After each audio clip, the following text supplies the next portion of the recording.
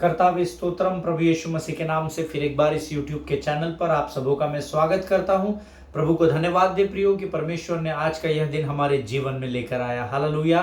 मेरा विश्वास है कि जितने लोग इस समय मुझे सुन रहे हैं वे सब स्वस्थ हैं, सुरक्षित हैं और परमेश्वर की कृपा और अनुग्रह में बने हुए हैं। हालेलुया। अब आप में से कुछ लोग पूछेंगे कि भैया इस बात का क्या प्रमाण है कि हम परमेश्वर के अनुग्रह और कृपा में बने हुए हैं, क्योंकि हमारे जीवन में तो बहुत सारी तकलीफें हैं, हमारे जीवन में तो बहुत सारी कठिनाइयां हैं। परमेश्वर की कृपा और अनुग्रह हमारे जीवन में बना है। इसका सबसे बड़ा कारण है कि आज हम इस पृथ्वी पर जीवित पाए जाते हैं। हालेलुया। परमेश्वर की कृपा और अनुग्रह के बगैर ये संभव नहीं है प्रियो। आमीन। शायद आप में से कुछ लोग पूछेंगे कि फिर तो सारा संसार जो प्रभु यीशु मसीह पर विश्वास नहीं करता है वो भी जीवित है, तो फिर विशेष क्या है? परमेश्वर उन पर तरस खाकर उनको जीवन देता है, लेकिन हमारे साथ उसने वाचा को बांधा है और उसका वचन कहता है तू तेरे आयु के 70 वर्ष और बलपूर्वक 80 और उससे अधिक वर्षों तक भी जीवित रहेगा। हालेलुया। प्रियो, हर बातों में मुझे और आपको परमेश्वर को धन्यवाद देने की जरूरत है। हालेलुया। क्यों?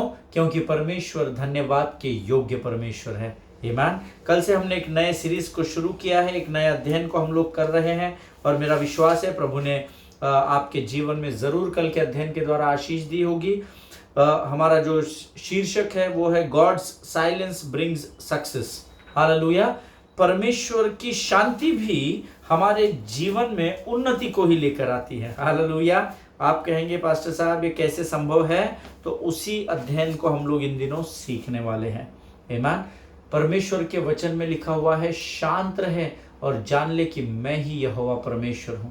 लेकिन बड़े दुख की बात है कि हम परमेश्वर के आवाज को भी नहीं सुनते हैं और परमेश्वर की शांति को भी नहीं समझते हैं, और इसीलिए हम में से कईयों के जीवन में स्ट्रगल्स है, कईयों के जीवन में उथल पुथल मची हुई है। आमीन। और शत्रु चालाक है, वो उस बात का पूरा पूरा पूरा फायदा उठा रहा है। आमीन। सो हम इसमें से नजात कैसे पाए?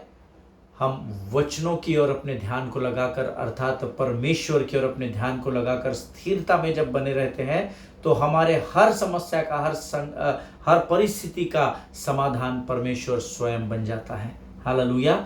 आप सबों का मैं स्वागत करता हूं। आज फिर एक बार आप सब लोग यहाँ पर उपस्थित हैं और मैं प्रभु को धन्यवाद देता हूं कि प्रभु ने फिर कुछ बातें मेरे हृदय में इस विषय को लेकर दी है, जिसकी अनुमति मुझे दी गई है, जिसकी आज्ञा मुझे दी गई है कि मैं उन वचनों को आप तक पहुंचाऊं। हालेलुया। हम यहाँ पर दिन प्रतिदिन इसलिए नहीं मिलते हैं प्रियो क्योंकि हम विशेष लोग हैं। हम यहाँ दिन प्रतिदिन इसीलिए मिलते हैं क्योंकि हम परमेश्वर से प्रेम करने वाली प्रजा है। हालेलुया। प्रभु ने मुझसे पहले प्रेम किया, मेरे जीवन को बचाया, तो मैं रोज प्रभु की आज्ञा का पालन करने के लिए आपके मध्य में आता हूं और आपके इन वचनों की सेवकाई करता हूं।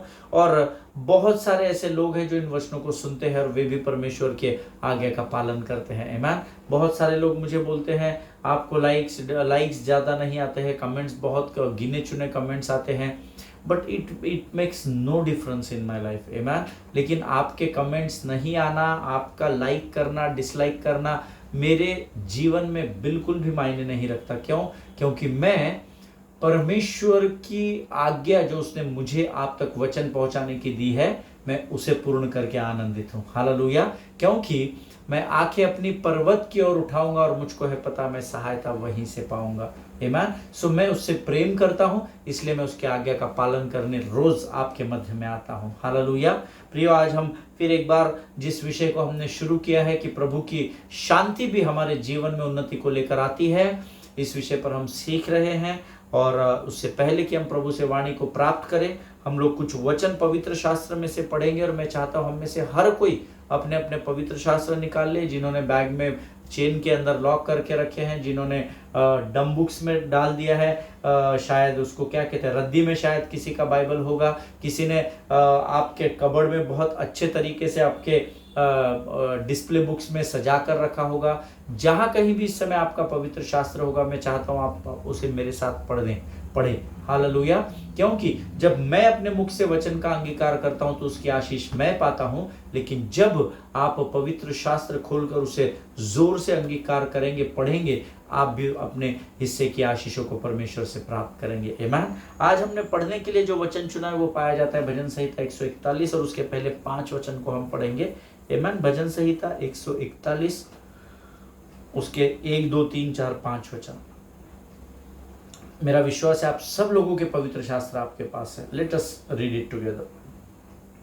हे यहोवा, मैंने तुझे पुकारा है, मेरे लिए फुर्ती कर। जब मैं तुझे पुकारूं तब मेरी ओर कान लगा। मेरी प्रार्थना तेरे सामने सुगंध धूप और मेरा हाथ फैलाना संध्या काल का अन्न बलि ठहरे। हे यहोवा, मेरे मुख पर पहरा बैठा, मेरे होठों के द्वार की रखवाली कर। मेरा मन किसी बुरी बात की ओर फिरने न दे। मैं अनर्थकारी पुरुषों के संग दुष्ट कामों में न लगूं और मैं उनके स्वादिष्ट भोजन वस्तुओं में से कुछ न खाऊं। धर्मी मुझको मारे तो यह कृपा मानी जाएगी, और वह मुझे ताड़ना दे तो यह मेरे सिर पर का तेल ठहरेगा। मेरा सिर उससे इनकार न करेगा। लोगों के बुरे काम करने पर भी मैं प्रार्थना में लवलीन रहूंगा। हालेलुया। ये परमेश्वर का वचन है, और जितनों ने इन वचनों को मेरे साथ पढ़ा है, परमेश्वर उनमें से हर एक को आशीष दे। आमीन। वचन कहता है, यहोवा, मैंने तुझे पुकारा है। मैंने अभी आपसे कहा अपने अपने पवित्र शास्त्र लेकर पढ़िएगा। मुझे नहीं पता आप में से कितनों ने परमेश्वर को पुकारा है, लेकिन जिन्होंने पुकारा है वे जरूर आशीषों के भागी होंगे। आमीन। हे यहोवा, मैंने तुझे पुकारा है, तू मेरे लिए फुर्ती कर राजा। जब मैं तुझको पुकारूं तब मेरी ओर कान लगा।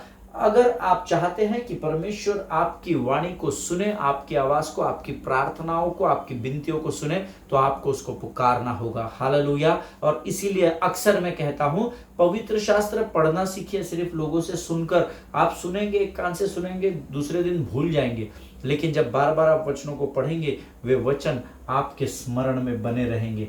वचन कहता है, व्यवस्था की यह पुस्तक मेरे चित्त से कभी भी उतरने न पाए। हालेलुया। क्योंकि जब आप वचन पढ़ते हैं तो आपकी स्मरण शक्ति में वो वचन प्रवेश कर जाते हैं, और जब शत्रु किसी बुरे विचार को लेकर, बीमारी को लेकर, कंगाली को लेकर, दरिद्रता को लेकर, मानसिक तनाव को लेकर किसी भी तीर को चलाता है, तो उसका तीर वापस लौट जाता है। क्यों? क्योंकि आपने परमेश्वर को पुकारा है। और पुकारेंगे कैसे? जब आप परमेश्वर के वचनों को अपने स्मरण में लेंगे, और वचनों को विचारों में डालने के लिए आपको उसको पढ़ना जरूरी है। Hallelujah.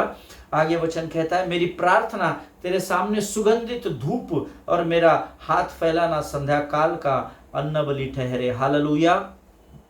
This is the expression of worship and prayer. मेरी प्रार्थना तेरे सामने सुखदायक धूप, सुगंधित धूप के नाई हो। हालेलुया। जब आप प्रार्थना करें तो स्वर्गदूत अपने कानों पर हाथ न रखने पाए, यीशु मसीह आपको अनसुना न करने पाए, लेकिन जब आप प्रार्थना करें तो सुगंधित धूप के समान। जब हम कई बार होता है ना कि जब हम किसी के पास से गुजरते हैं या जब हम किसी को ग्रीट करते हैं, बहुत सुखदायक सुगंध उनका जो परफ्यूम होता है या डिओड्रेंट होता है, और कई बार हम लोगों से पूछ लेते, ब्रदर आप कौन सा डिओ यूज करते, बहुत अच्छी सुगंध आ रही है। आमीन। सुगंध क्या करती है? सुगंध आपको प्रसन्न करती है। हालेलुया। इसका अर्थ है, मेरी प्रार्थना तेरे सामने सुगंधित धूप। इसका मतलब है कि आपकी प्रार्थना का तरीका ऐसा होना चाहिए कि परमेश्वर उससे प्रसन्न हो सके। हालेलुया। जिनके सुनने के कान हो वो सुन ले कि प्रभु क्या कहना चाहता है। और मेरा हाथ फैलाना संध्या काल का अन्न बलि ठहरे। लिविंग सैक्रिफाइस वचन में लिखा है, and the lifting up of my hands as the evening sacrifice. बलिदान। हमारा हाथ जब हम परमेश्वर की ओर उठाते हैं, स्तुति, आराधना और धन्यवाद करते, तो मानो हम परमेश्वर को एक बलिदान को चढ़ाते हैं, जिससे वो प्रसन्न होता है। हालेलुया। हे यहोवा, मेरे मुख पर पहरा बैठा और मेरे होठों के द्वारों की रखवाली कर। इसको तो आप बाय हार्ट अंडरलाइन कर लेना, बहुत जरूरी है। हे परमेश्वर, मेरे होठों के द्वारों की रखवाली कर, मेरे मुख पर पहरा बैठा। क्यों? क्योंकि जब भी मनुष्य मुख खोलता है तो सकारात्मक कम और नकारात्मक ज्यादा बोलता है। और नीति वचन 18:21 के अनुसार वचन कहता है, मैंने तेरे जीभ में मृत्यु और जीवन की सामर्थ को भरा है। इसीलिए हमको बोलने से पहले सोचना जरूरी होता है, और आप जो सोचते हैं, जो आपके मन में है, वही आपके मुंह पर आता है। ऐसा वचन में लिखा है, मनुष्य वो जैसा है वैसा ही वो आप विचार करता है। अर्थात आपके विचार जैसे है ना, वैसे आप स्वयं हो जाते हैं। वैसे ही आप बोलने लगते हैं। इसीलिए वचन कहता है व्यवस्था की पुस्तक मेरे चित्त से, मेरे विचारों से उतरने न पाए। क्यों? क्योंकि जब आपका मुख खुले, अगर यहाँ पर वचन भरे रहेंगे ना, यहाँ से वचन ही बाहर निकलेंगे। यहाँ पर गंदगी भरी रहेगी तो यहाँ से गंदगी ही बाहर आएगी। यहाँ पर दूसरों के प्रति द्वेष, ईर्ष्या, मद मत्सर कुछ भी यहाँ पर भरा रहेगा, दूसरों के पीछे उनकी नुक्ताचीनी करना, बाइटिंग करना, कुड़कुड़ाहट करना, जो कुछ भी यहाँ रहेगा वही यहाँ से निकलेगा। हालेलुया। इसीलिए अलर्ट है ये वचन हमारे सबके जीवन के लिए। Set a guard O lord over my mouth, keep watch over the door of my lips. हे यहोवा, मेरे मुख पर पहरा बैठा और मेरे होठों के द्वारों की रखवाली कर। आमीन। ये प्रार्थना जरूर कीजिएगा, परमेश्वर से रोज कीजिएगा, ताकि आपके मुख से नकारात्मक नहीं, परंतु जब भी आप अपने मुख को खोले तो जीवन की बातें उत्पन्न होने पाए। आमीन। मेरा मन किसी बुरी बात की ओर फिरने न दे, मैं अनर्थकारी पुरुषों के संग दुष्ट कामों में न लगूं, और मैं उनके स्वादिष्ट भोजन वस्तुओं में से कुछ न खाऊं। हालेलुया। मेरा मन बुरी बातों की ओर न लगने दे। आमीन। ये तभी संभव है जब आपके मन में परमेश्वर के वचन बोए जाएंगे। आमीन। जब प्रभु के वचन रहेंगे तो बुराई की ओर ध्यान ही नहीं रहेगा, आपका ध्यान हमेशा परमेश्वर की ओर लगा रहेगा। और फिर वचन कहता है, अगर बुरी बातों की ओर आपका मन नहीं है तो ना तो आप अनर्थकारी पुरुषों के संग बैठेंगे, ना दुष्ट काम करेंगे, और ना उनकी स्वादिष्ट भोजन वस्तुओं में से अर्थात उनकी बुरी कमाई में से कुछ हासिल कर पाएंगे। हालेलुया। 5वां वचन कहता है, धर्मी मुझको मारे तो यह कृपा मानी जाएगी, और वह मुझे ताड़ना दे तो यह मेरे सिर पर का तेल ठहरेगा, मेरा सिर उससे इनकार न करेगा। लेकिन बहुत दुख की बात है, हम में से बहुत सारे लोग, जब हमारे अगुवे, हमारे पासबान हमें करेक्शन करते हैं, करेक्ट करने की कोशिश करते हैं, गलत मार्ग से सही मार्ग पर लाने के लिए हमें डिसिप्लिन करते हैं, अनुशासित करते हैं, तो हम उन्हें अनसुना कर देते हैं, अनदेखा करते हैं, हम उनका इंसल्ट कर बैठते हैं। आमीन। लेकिन वचन कहता है, अगर धर्मी मुझको मारे तो यह मेरे लिए कृपा मानी जाएगी। हालेलुया। जिनके सुनने के कान हो वो सुन ले। और अगर आपका भाई, आपका बंधु जो आपसे प्रेम करता है, जो धर्मी कहलाता है, वह अगर आपको ताड़ना दे तो वह आपके सिर पर का अभिषेक का तेल बन जाएगा। हालेलुया। इसीलिए वचन कहता है कि अपने पासबानों की अधीनता में रहना सीखो। हालेलुया। आमीन। लोगों के बुरे काम करने पर भी मैं प्रार्थना में लवलीन रहूंगा। इसको तो हाईलाइट कर लीजिए, अंडरलाइन कर लीजिए। चाहे लोग आपके विरोध में बुरा बोले, चाहे लोग आपके विरोध में नुक्ताचीनी करे, बैक बाइटिंग करे, चाहे लोग आपके विषय में दूसरे लोगों को भड़काए, चाहे लोग आपको मारने की योजना बनाए, वचन कहता है बुरे काम, यानी सब काम आगे उसमें, जो भी बुरे काम इस पृथ्वी पर होते हैं, वो अगर लोग आपके विरोध करे, फिर भी मैं प्रार्थना में लवलीन रहूंगा। हालेलुया। ये क्या बोल रहा है, ये क्या बोल रहा है? अच्छा अभी आजा, मैं बताता हूं तेरे को ना। God says pray and just pray. Hallelujah. तो प्रार्थना में लवलीन रहना। भजन का लिखने वाला दाऊद कहते हैं, बाबा लोग मेरे बारे में क्या बोलते हैं, मैं अगर उधर ध्यान दूं तो मेरा जीवन नष्ट हो जाएगा। लेकिन प्रभु, भले ही लोग मेरे बारे में बुरा क्यों ना बोले, लेकिन फिर भी मैं प्रार्थना में लवलीन रहूंगा। हालेलुया। ये परमेश्वर के वचन हैं जो आज हमने पढ़े हैं, और मेरा विश्वास है जरूर इन वचनों के द्वारा परमेश्वर ने आपको आशीष दी है। हालेलुया। आइए प्रियो, इस समय हम अपनी आंखों को बंद करेंगे और हम परमेश्वर की आत्मा के द्वारा उन वचनों को प्राप्त करेंगे जो आज प्रभु ने हमारे लिए एक भोजन के रूप में हमें दिए हैं। आइए हम आंखों को बंद करें और प्रार्थना करें। खुदावन प्रभु यीशु नासरी के नाम से सुंदर और पवित्र समय के लिए हम तुझे धन्यवाद देते हैं राजा। प्रभु जी, हम धन्यवाद देते हैं जीवन की तमाम आशीषों के लिए। सुबह से अब तक हमको संभाल कर रखा, हमारी सुधीली और हमारी जरूरतों को अपने स्वर्गीय भंडार से पूर्ण किया राजा।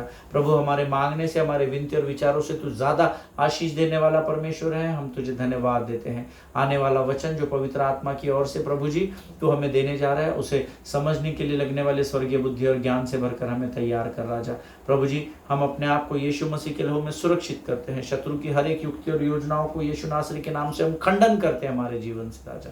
अपने आप को तुझे समर्पित करते हैं और इस प्रार्थना को धन्यवाद के साथ यीशु नासरी के नाम से मांगते हैं। सुन और बड़ी दया से ग्रहण कर। आमीन। हालेलुया। फिर एक बार आप सबों का स्वागत करता हूं। हम लोग एक विषय पर अध्ययन कर रहे हैं, परमेश्वर की शांति हमारे जीवन में कैसे उन्नति को लेकर आती है। God's silence brings success. Hallelujah. और मैं कल आपको यीशु मसीह का उदाहरण बता रहा था कि यीशु मसीह अपने जीवन काल में 33 वर्षों तक इस पृथ्वी पर शरीर के रूप में रहा, लेकिन 30 वर्षों तक परमेश्वर ने उससे बातचीत नहीं की, परमेश्वर ने उसके कामों में इंटरफेयर नहीं किया। परमेश्वर ने यीशु मसीह के बारे में कहीं भी पवित्र शास्त्र में नहीं लिखा है कि इन 30 वर्षों में, जब तक उसका बपतिस्मा ना हुआ, इन 30 वर्षों में कहीं भी हमने पवित्र शास्त्र में नहीं पढ़ा कि परमेश्वर पिता की और यीशु मसीह का कहीं वार्तालाप हुआ या बातचीत हुई या कम्युनिकेशन हुआ। God was silent in his life. परमेश्वर 30 वर्षों तक यीशु मसीह के जीवन में शांत था। सिर्फ एक बार जिक्र आया है जब उसने 12 वर्ष की उम्र में मंदिर में जाकर उपदेश किया और लोग आश्चर्यचकित हो गए। पीपल वेर एस्टॉनिश्ड, आमेन, कि अरे बाप रे, 12 वर्ष का लड़का ऐसा उपदेश कैसे। पर कहीं पर भी नहीं लिखा है कि परमेश्वर की पवित्र आत्मा की सामर्थ के द्वारा उसने 12 वर्ष में मंदिर में खड़े होकर यहोवा की वाणी को सुना और लोगों को उपदेश किया। नहीं, कहीं पर भी नहीं लिखा है। 30 years God was silent in Jesus' life. Amen. 30 वर्षों तक यीशु के जीवन में परमेश्वर शांत था। तो क्या फिर यीशु मसीह से परमेश्वर प्रेम नहीं करता था? करता था। तो क्या फिर यीशु मसीह के जीवन की योजनाओं को परमेश्वर तैयार नहीं कर? ना ना ना ना। परमेश्वर जब शांत था तब भी परमेश्वर काम ही कर रहा था। हालेलुया। वो यीशु मसीह को आने वाले 3 साल की सेवकाई के लिए, जो यीशु मसीह को आने वाले 3 साल में करनी थी, उसके लिए परमेश्वर उसके जीवन की तैयारियों को कर रहा था। हालेलुया। अगर आज आप आपके जीवन के किसी भी कठिन या विकट परिस्थिति का सामना कर रहे हैं, शारीरिक सामना हो सकता है, मानसिक तनाव हो सकता है, कर्जा हो सकता है, रिश्तों में दरार हो सकती है, और आप प्रभु से बड़ी शिद्दत से प्रार्थना कर रहे, उपवास कर रहे, धन्यवाद दे रहे, लेकिन आप उत्तर को प्राप्त नहीं कर रहे हैं, don't give up beloved people of God. Hallelujah.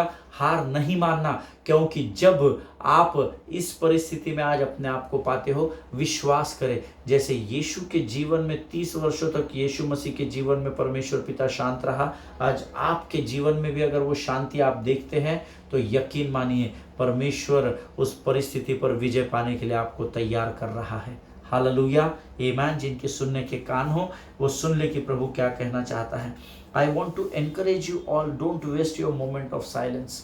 मैं आपको आज उत्साहित एनकरेज करना चाहता हूँ। अगर आप किसी प्रार्थना को विषय को लेकर यीशु मसीह के सामने हैं और यीशु मसीह ने अभी तक उस प्रार्थना का उत्तर आपको दिया नहीं है, तो उसके इस शांति के समय को व्यर्थ न गवाए, धन्यवाद देने में अपने समय को व्यतीत करें। हालेलुया। क्योंकि ऐसे समय में परमेश्वर आपको और मुझे तैयार कर रहा है, ताकि आने वाले दिनों में हम परमेश्वर की महिमा के बर्तन बनकर तैयार हो सके। हालेलुया। परमेश्वर के शांत रहने के समय अधीरता में होकर, अधीरता को क्या बोलते हैं, इम्पेशेंट होकर विलाप करने से अच्छा है हम उसको समय दे ताकि वो हमको तैयार कर सके। हालेलुया। हम अधीर हो जाते हैं, हम इम्पेशेंट हो जाते हैं, हमारा धीरज हम खो बैठते हैं और हम फिर रोना धोना, फिर मनुष्यों की ओर ध्यान देना, कौन मेरी मदद करेगा। हम परमेश्वर के शांत समय में उसको धन्यवाद देने के बजाय हम संसार की ओर दौड़ते हैं कि कौन मुझे मेरा कर्जा फेडेगा, कौन मेरे रिश्तों को ठीक करेगा, कौन मेरे साथ अच्छाई करेगा, कौन ये करेगा। ना ना ना ना, stop doing that. If God is silent in your life, वचन कहता है शांत रहे और जान ले कि मैं ही यहोवा परमेश्वर हूं। Hallelujah. Be still and know that I am the Lord. This is the word of God. शांत, परमेश्वर की शांति जब होती है, उसमें भी परमेश्वर मुझे और आपको हमारे आने वाले समय के लिए तैयार करने में व्यस्त होता है। क्योंकि वचन में लिखा हुआ है, वो ना तो ऊँघता है ना तो सोता है। हालेलुया। वो कभी सोता नहीं है, वो कभी अवा करके यॉर्निंग भी नहीं करता है, ऊँघता तक नहीं है। क्यों? क्योंकि जब वो आपके जीवन में शांत पाया जाता है तो यकीन माने, वचन कहता है वो आपके आने वाले जीवन के लिए आपको तैयार कर रहा होता है। हालेलुया।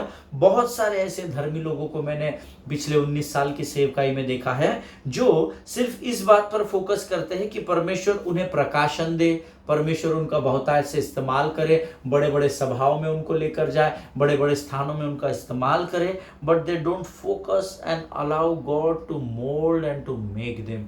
आमीन। लेकिन वो ये चाहते हैं हमें बड़े बड़े सभाओं में इस्तेमाल करे, हमारा नाम हर जगह फैलाया जाए, हमें प्रभु प्रकाशन दे, किसी और को नहीं दिया वो प्रकाशन हमको दे, और न जाने लोग इन बातों में व्यस्त रहते हैं। बट मैं आज आपको एनकरेज करना चाहता हूं, allow God to work in your life.